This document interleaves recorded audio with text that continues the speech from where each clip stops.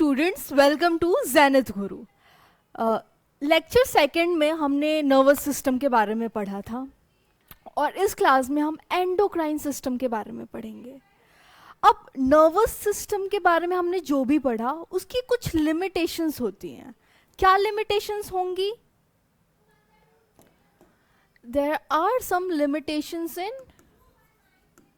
limitations in nervous system.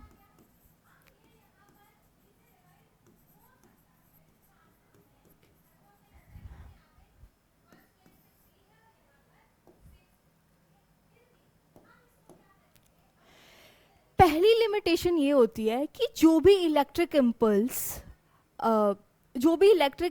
Cell तक जाते हैं वो सिर्फ नर्वस टिश्यू तक ही जा पाते हैं। ठीक है, ये जो इलेक्ट्रिक इम्पल्स हैं ये सिर्फ नर्वस टिश्यू के अंदर ही होते हैं। इलेक्ट्रिक इम्पल्स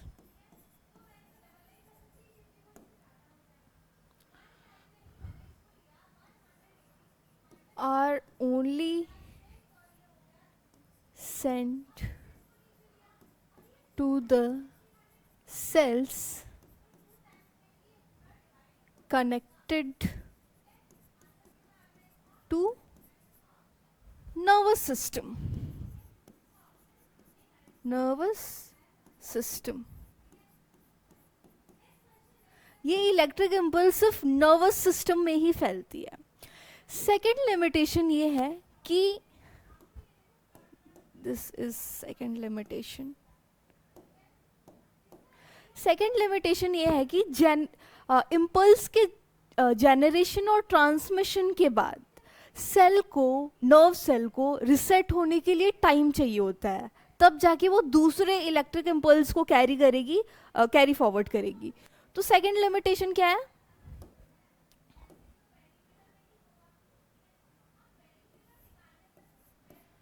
Cells need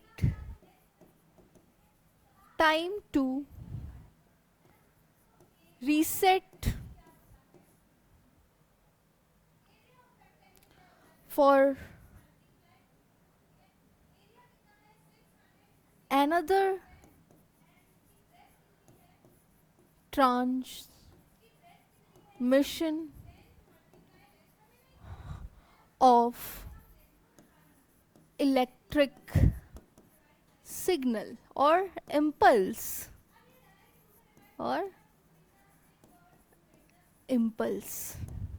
हमने दो लिमिटेशन के बारे में पढ़ा। पहली लिमिटेशन ये है कि ये जो इलेक्ट्रिक इम्पल्स होते हैं वो सिर्फ नर्वस सिस्टम में फैले होते हैं।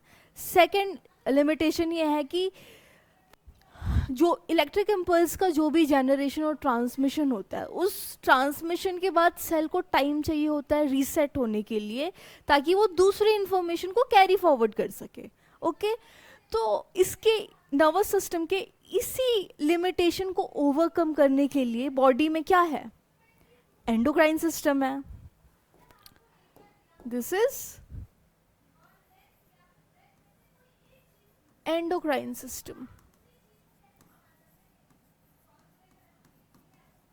नर्वस सिस्टम के लिमिटेशन को ओवरकम करने के लिए हमारे बॉडी में एंडोक्राइन सिस्टम है। नाउ नर्वस सिस्टम में हमने ये देखा था कि इलेक्ट्रिकल इम्पल्स के फॉर्म में इंफॉर्मेशन ट्रेवल करती है, इलेक्ट्रिकल सिग्नल के फॉर्म में इंफॉर्मेशन ट्रेवल करती है, लेकिन एंडोक्राइन सिस्टम में केमिकल इम्पल्स, केमिकल सिग्नल के फॉर्म में इंफॉर्मेशन ट्रेवल करेगी।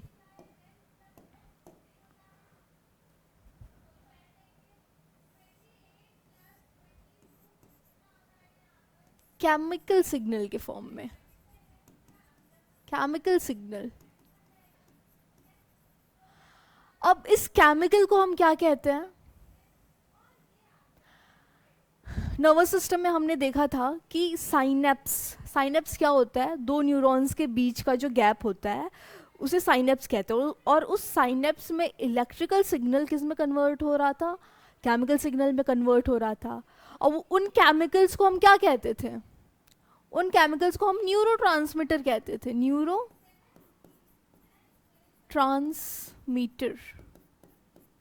उन केमिकल्स को हम न्यूरोट्रांसमीटर कहते थे। लेकिन एंडोक्राइन सिस्टम में जो केमिकल होगा उसे हम क्या कहेंगे? उसे हम कहेंगे हार्मोन। हार्मोन। और ये हार्मोन जो है वो नॉन न्यूट्रिएंट होता है। नॉन न्यूट्रिएंट, ठीक है। इट मीन्स फूड कंपोनेंट, जैसे हमारी बॉडी फूड कंपोनेंट का ब्रेक डाउन करती है ना, वैसे हार्मोन का कोई ब्रेक डाउन नहीं होता है, ये अपना काम करता है, फिर हमारी बॉडी इसे एक्सक्रीट आउट करने की कोशिश करती है लिवर के through. Okay, hormone non nutrient होता है, plus it produced in trace amount, बहुत ही कम अमाउंट में ये हार्मोन यूजुअली सिक्रीट होती है, प्रोड्यूस होती है। अब हमने ये समझा कि एंडोक्राइन सिस्टम में केमिकल होगा, उस केमिकल को हार्मोन कहते हैं हम। अब इस हार्मोन को प्रोड्यूस कौन करता है, इस हार्मोन को सिक्रीट कौन करता है? इस हार्मोन को सिक्रीट करने के लिए होते हैं क्या? ग्लैंड्स, ठीक है। Glands are the group of cells that secrete hormone. और ये ग्लैंड्स भी फर्दर दो टाइप्स के होते हैं। कौन कौन से? फर्स्ट होता है exocrine gland, exocrine gland, and second क्या होता है? Endocrine gland. Okay, first is exocrine gland and second is endocrine gland. अब एक्सोक्राइन ग्लैंड में क्या होता है? जैसे कि ये ग्लैंड है, इस ग्लैंड में ना डक्ट होते हैं, और इस डक्ट के थ्रू केमिकल हमारे ब्लड में रिलीज होता है, ठीक है। एक्सोक्राइन ग्लैंड में क्या होता है? डक्ट होता है, उस डक्ट के थ्रू हार्मोन रिलीज होता है ब्लड के अंदर। एक्सोक्राइन ग्लैंड में कोई डक्ट नहीं होते हैं, ठीक है। यहाँ सिर्फ हार्मोन्स जो हैं वो ब्लड में रिलीज हो रहे हैं, ठीक है। There is no duct here.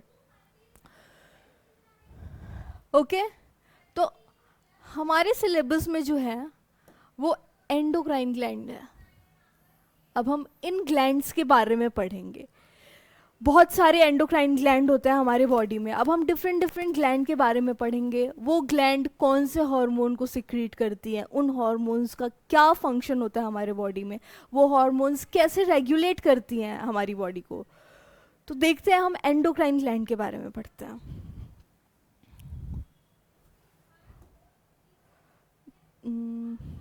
Okay,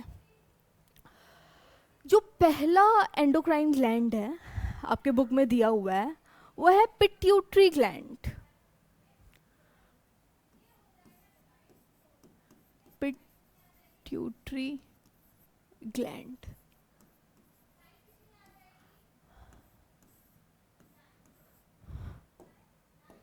ये पिट्यूटरी ग्लैंड हमारे मिड ब्रेन में होता है।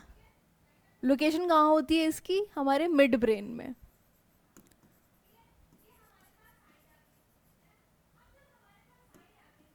हमारे मिड ब्रेन में होता है। और कौन से हार्मोन सिक्रीट करता है? Growth hormone. ग्रोथ हार्मोन, ठीक है। ये ग्रोथ हार्मोन क्या करेगा? बॉडी को ग्रोथ और डेवलपमेंट में हेल्प करेगा। Helps in growth and development, ठीक है। पिट्यूटरी ग्लैंड हमारे मिड ब्रेन के अंदर होता है, ठीक है, हमारे मिड ब्रेन में होगा। और ये कौन सा हार्मोन रिलीज करता है? Growth hormone. ग्रोथ हार्मोन क्या करता है? हमारे बॉडी को ग्रोथ, डेवलपमेंट, रिपेयर में हेल्प करता है। Okay, now next gland is thyroid gland, जो हमारे गले में प्रेजेंट होता है। Next gland is thyroid gland.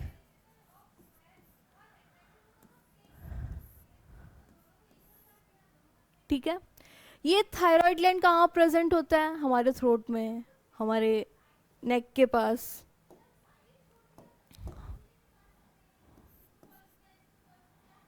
Present in the region of throat. ठीक है, हमारे थ्रोट के रीजन में प्रेजेंट होता है। प्लस ये थायराइड ग्लैंड कौन से हार्मोन को सिक्रीट करता है? This thyroid gland will secrete thyroxine hormone. Thyroxine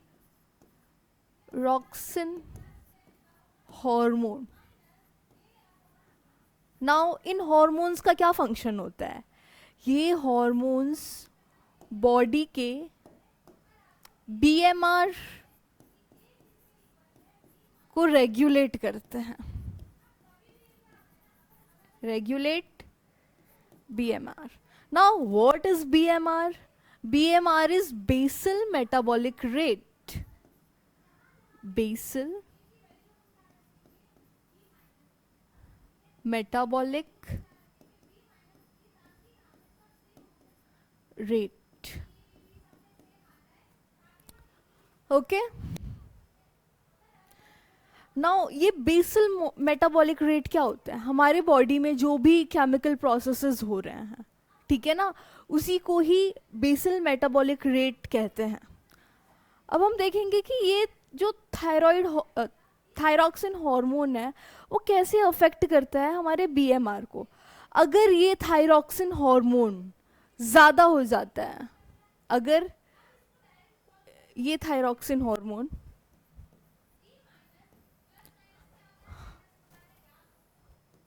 ज़्यादा हो जाता है हमारे बॉडी में, अगर ये थायरॉक्सिन हार्मोन ज़्यादा होगा तो हमारा बीएमआर भी ज़्यादा हो जाएगा, बेसल मेटाबॉलिक रेट भी ज़्यादा हो जाएगा। अगर बेसल मेटाबॉलिक रेट ज़्यादा होगा, इस केस को हम कहते हैं हाइपरथायरॉयडिज्म। Hyper thyroidism.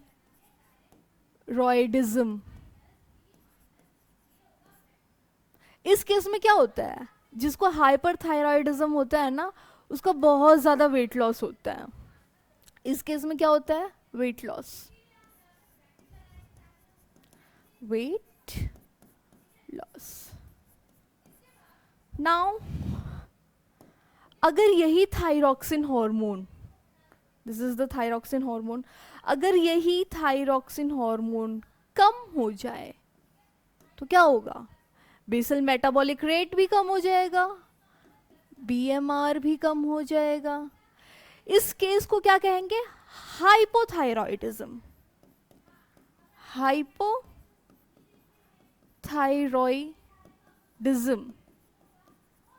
इस केस में हमने देखा वेट लॉस होता है। अब बीएमआर कम हो गया, ठीक है, बेसल मेटाबॉलिक रेट कम हो गया, तो हमारी बॉडी ना थोड़ा स्लो डाउन करती है और इस केस में बहुत वेट गेन हो जाता है। वेट गेन, ठीक है। इस किस केस में? हाइपोथायरॉयडिज्म में वेट गेन होगा, हाइपरथायरॉयडिज्म में वेट लॉस होगा। और ये बीएमआर को कौन रेगुलेट करता है? Thyroxine hormone. हमने पिट्यूटरी ग्लैंड के बारे में पढ़ा, हमने थायराइड ग्लैंड के बारे में पढ़ा। अब हम पढ़ेंगे पेनक्रियाटिक ग्लैंड के, पेनक्रियाज के बारे में। Where is pancreas?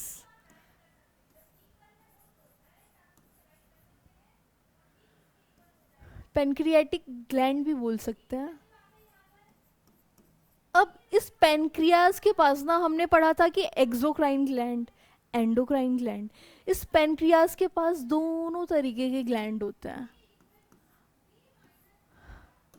First exocrine gland होगा, एक्सोक्राइन ग्लैंड। सेकंड क्या होगा? Endocrine gland, endocrine gland. यहाँ कोई, ये डक्टलेस होगा, इसमें डक्ट होगा। अब पेनक्रियाज में जो एक्सोक्राइन ग्लैंड होता है ना, वो पेनक्रियाटिक जूस रिलीज करता है, पेनक्रियाटिक जूस सिक्रीट करता है, सिक्रीट पेनक्रियाटिक जूस। आपने फर्स्ट चैप्टर में पेनक्रियाटिक जूस का नाम सुना होगा, जो डाइजेशन में हेल्प करता है, फूड के कंपोनेंट्स को ब्रेक डाउन करने में हेल्प करता है, हेल्प्स इन डाइजेशन। ठीक है। नाउ एंडोक्राइन ग्लैंड जो आपके चैप्टर में है, इस एंडोक्राइन, ये जो एंडोक्राइन ग्लैंड है पेनक्रियास के अंदर, ये दो तरीके के हार्मोन को रिलीज करता है। First is insulin and second is glucagon. Now अगर हमारे ब्लड में शुगर का लेवल इंक्रीज हो जाता है तो उसको बैलेंस करने का काम कौन करता है? अगर इंक्रीज होगा या फिर शुगर का लेवल डिक्रीज होता है तो उनको बैलेंस करने का काम ये इंसुलिन और ग्लूकागन करते हैं। इंसुलिन बेसिकली क्या करता है? ब्लड के अंदर ग्लूकोज के लेवल को कम करता है। It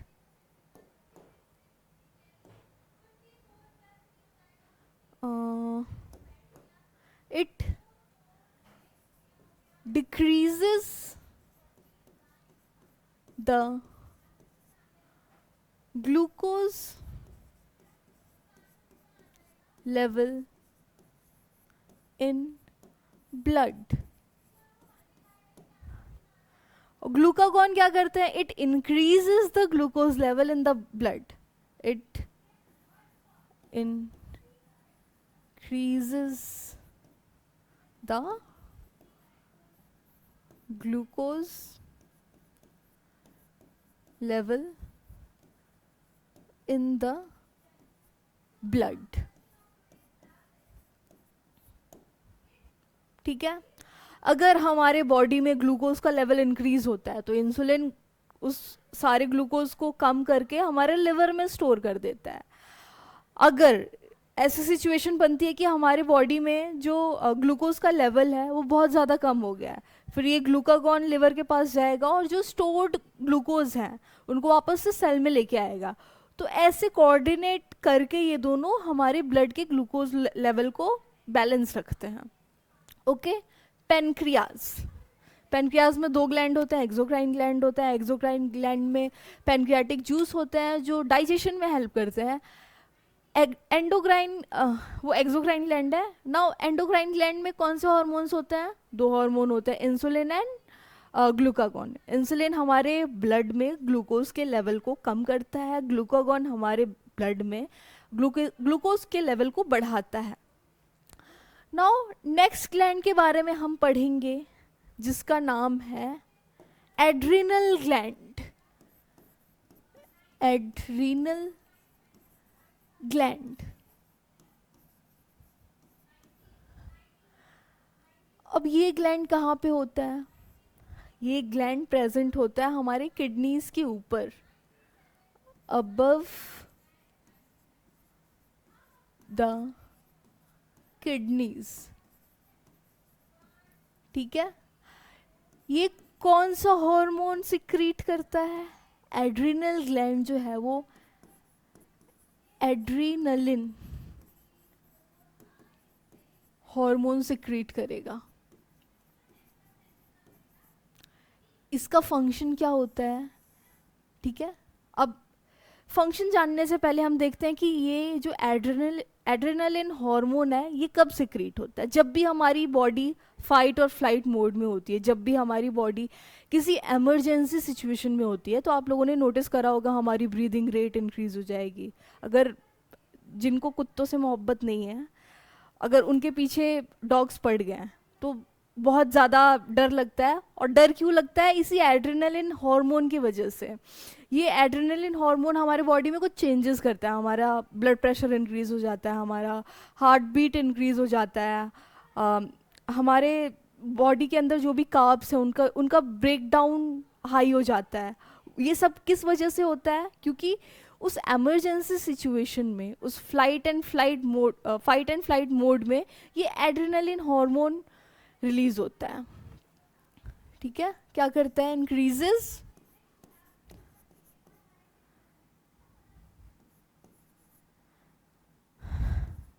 blood pressure.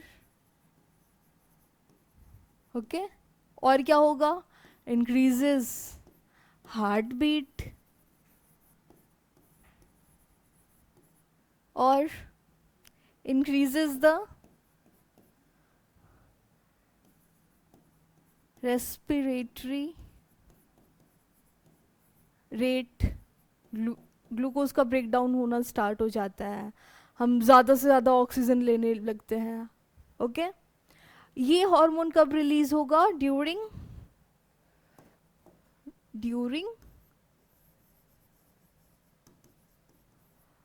Fight and flight mode.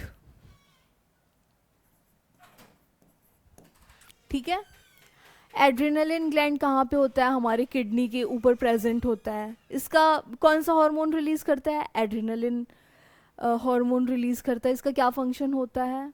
हमारे बॉडी को किसी भी, ये यूजुअली कब एक्टिव होता है? जब हमारी बॉडी किसी एमरजेंसी सिचुएशन में होती है, तो ज़्यादा से ज़्यादा ना वो हमारी बॉडी को एनर्जी प्रोवाइड करने की कोशिश करता है, हर तरीके से अलर्ट करने की कोशिश करता है।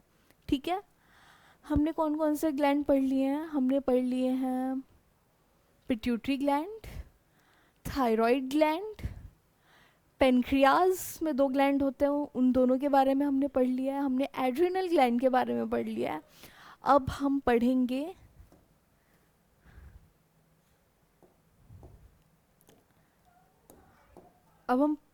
उन ग्लैंड्स के बारे में जो हमारे सेक्सुअल ऑर्गन पे प्रेजेंट होते हैं। ठीक है, टेस्टीज मेल के अंदर, टेस्टीज, और फीमेल के अंदर ओवरीज।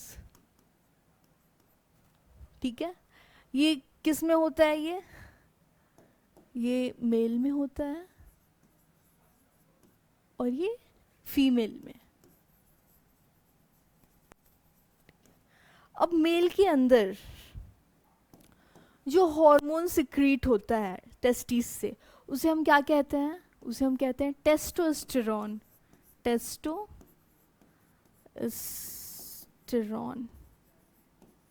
ओके, और फीमेल के अंदर जो हार्मोन रिलीज होता है ओवरीज से, उसे हम कहते हैं, फीमेल के अंदर 2 हार्मोन रिलीज होते हैं। First is estrogen, I think spelling is not right, estrogen and progesterone.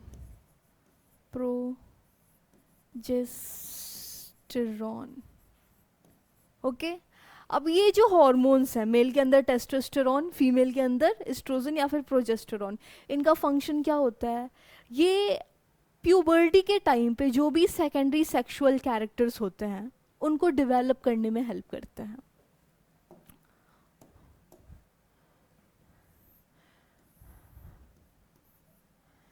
Helps in developing sexual helps in developing secondary sexual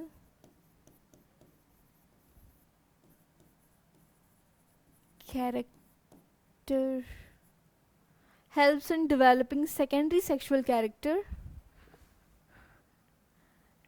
at puberty।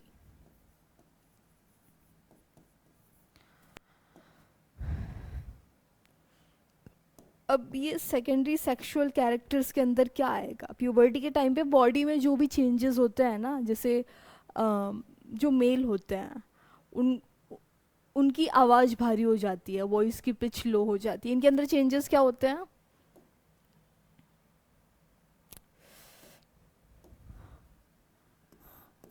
Low pitch voice हो जाती है, लो पिच वॉइस हो जाती है। और क्या होता है, इनके जो शोल्डर होते हैं, इनके शोल्डर काफी ब्रॉड हो जाते हैं, ब्रॉड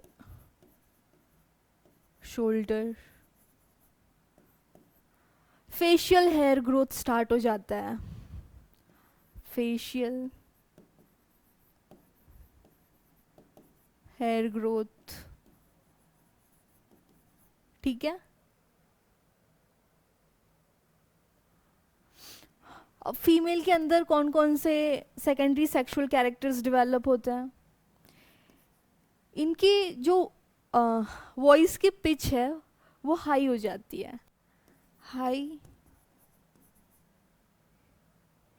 पिच वॉइस। इनके जो वेस्ट होते हैं वो ब्रॉडन हो जाते हैं, ब्रॉडन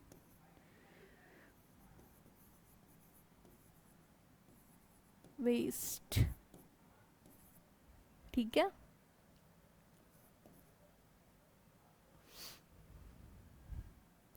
और भी बहुत सारे चेंजेस होते हैं, वो उन चेंजेस को हम क्या कहते हैं, उन चेंजेस को हम कहते हैं सेकेंडरी सेक्सुअल कैरेक्टर्स। ओके, तो ये हैं आपके ये सारे एंडोक्राइन ग्लैंड, ठीक है। Pituitary gland, thyroid gland, pancreas, adrenal gland. अब ये हमारे जो सेक्स ऑर्गन होते हैं उन पे प्रेजेंट होता है, testes in male, ovaries in female. Testes कौन सा हार्मोन रिलीज करता है, टेस्टोस्टेरोन। और फीमेल के अंदर कौन से सेक्स हार्मोन रिलीज होते हैं, एस्ट्रोजन एंड प्रोजेस्टेरॉन। ये सारे क्या हैं, सेक्स हार्मोन है, सेक्स हार्मोन। ओके, अब आपके बुक में दो डिजीज के बारे में दिया हुआ है, आपके बुक में दो डिजीज के बारे में दिया हुआ है, डिजीज, डिजीज। पहले डिजीज का नाम है goitre.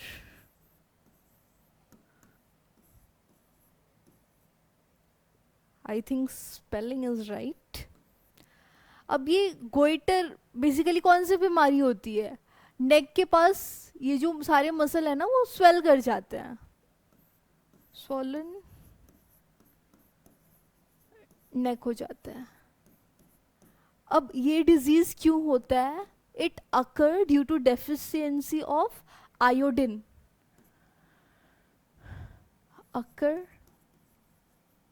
Due to deficiency of iodine salt। Iodine salt के डेफिशिएंसी की वजह से ये गोइटर होता है। Okay,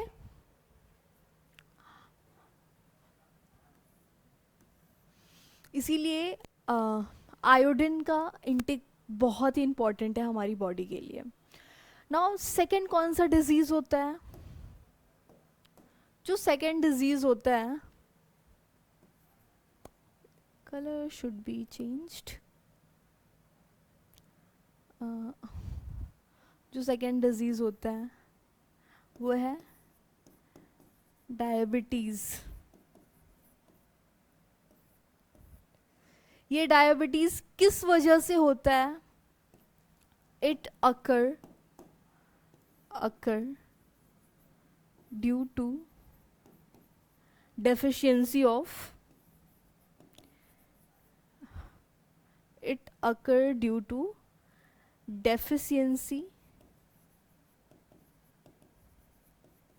of insulin hormone, insulin hormone।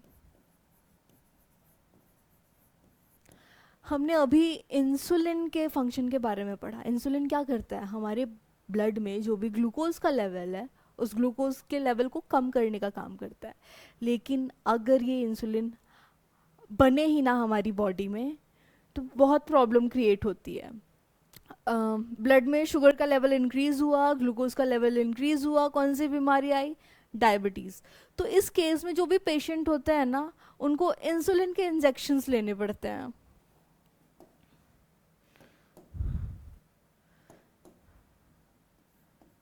Patient usually take insulin injection।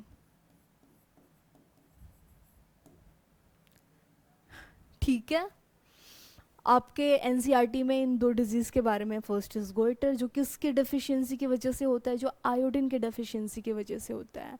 Second is diabetes, ये डायबिटीज़ किसके डेफिशिएंसी की वजह से होता है? इंसुलिन हार्मोन के डेफिशिएंसी की वजह से होता है। ठीक है, और इस केस में यूजुअली पेशेंट क्या करते हैं? इंसुलिन के इंजेक्शन ले रहे होते हैं। अब हम पढ़ेंगे, आपके बुक में टॉपिक है फीडबैक मैकेनिज्म के बारे में। क्यों होता है ये हमारी बॉडी में, ज़रूरत क्या है इसकी? Feedback mechanism.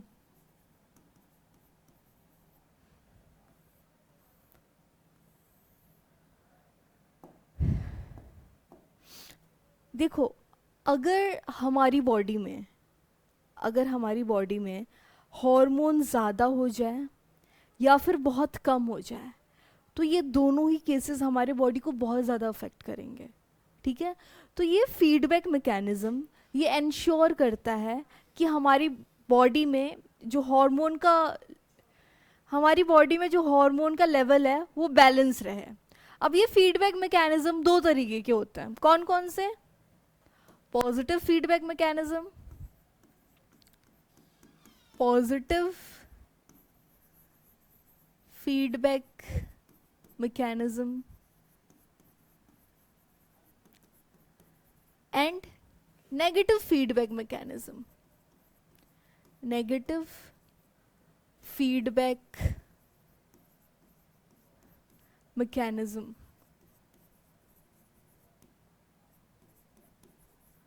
Okay, positive feedback mechanism and negative feedback mechanism। अगर मैं ये कहूँ कि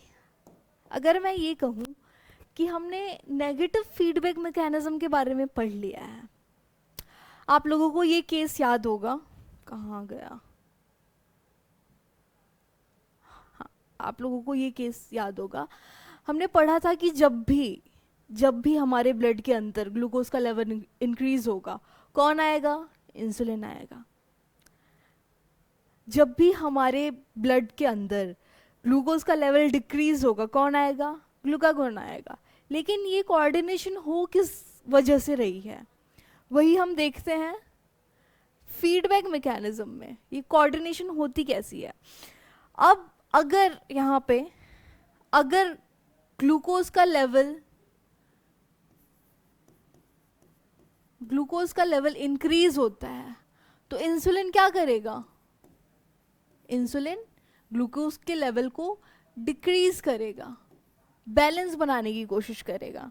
ठीक है, अगर ग्लूकोज का लेवल कम रहता है तो ग्लूकागॉन क्या करेगा? ग्लूकागॉन ग्लूकोज के लेवल को इंक्रीज करेगा। ये ऑपोजिट में थोड़े से चल रहे होते हैं, इसे नेगेटिव फीडबैक मैकेनिज्म कहते हैं। अब पॉजिटिव फीडबैक मैकेनिज्म भी होता है कि एक एक्शन का वही रिएक्शन रिपीट होता है।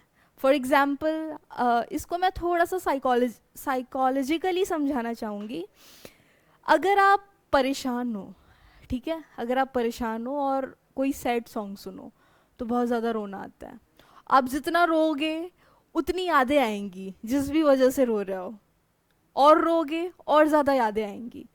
आप रोते रोते 4-5 साल पहले पहुंच जाओगे और हर सारी चीज़ें आइडेंटिफाई करोगी कि आपके साथ क्या क्या गलत हुआ है। तो बेसिकली बॉडी जैसे रिस्पॉन्स देती है ना, हम मतलब बॉडी के रिस्पॉन्स की वजह से वही सारी चीज़ें ट्रिगर होना ही पॉजिटिव फीडबैक मैकेनिज्म होता है। ठीक है, ये ये बेबी के डिलीवरी के टाइम पे होता है। जब भी यूटरस के अंदर कॉन्ट्रैक्शन होता है तो एक हार्मोन है ऑक्सीटोसिन, वो रिलीज होता है। ठीक है, और ये ऑक्सीटोसिन जितना रिलीज होगा यूटरस के अंदर कॉन्ट्रैक्शन उतना ज़्यादा होगा, यूटरस के अंदर कॉन्ट्रैक्शन जितना ज़्यादा होगा उतना ऑक्सीटोसिन रिलीज होगा। उसे हम क्या कहते हैं, उसे हम कहते हैं पॉजिटिव फीडबैक मैकेनिज्म। और नेगेटिव फीडबैक मैकेनिज्म के बारे में हमने पढ़ लिया है। ठीक है, अब नेक्स्ट क्लास में हम पढ़ेंगे कि ये सारे कोऑर्डिनेशन प्लांट के अंदर कैसे होते हैं, क्योंकि हमने पढ़ा है कि प्लांट के अंदर कोई नर्वस सिस्टम नहीं होता है। तो प्लांट खुद में ही कैसे बातचीत करते हैं, अपने एनवायरनमेंट से कैसे कम्युनिकेट करते हैं, हम उस बारे में देखेंगे। अभी के लिए थैंक यू।